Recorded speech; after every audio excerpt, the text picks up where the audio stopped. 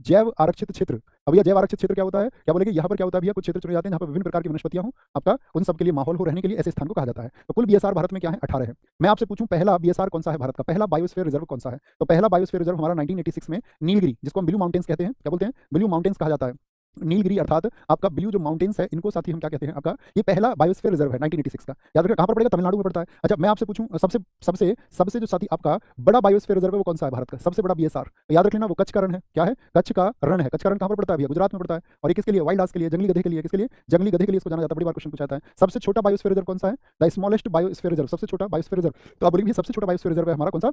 बोलो भी फटाफट से। वो है डिब्रू सेखोवा। और डिब्रू सेखोवा साथी आपका ये किस स्टेट में है? डिब्रू सेखोवा जहाँ पर 7 नेशनल पार्क मैंने आपको बताए थे, बताओ जरा। डिब्रू सेखोवा भैया ये आपका असम का है। कहाँ का है? असम का है। असम का है। अब मैं आपसे पूछ रहा हूँ, मुझे बताओ the first marine biosphere reserve, पहला मरीन, मरीन अर्थात समुद्र में, पहला जो साथी आपका फर्स्ट मरीन बायोस्फीयर रिजर्व कौन सा है? भारत का पहला मरीन बायोस्फीयर रिजर्व वो है मन्नार की खाड़ी। और कहाँ पर पड़ती है मन्नार की खाड़ी? कौन से दो देशों के बीच में है? मन्नार की खाड़ी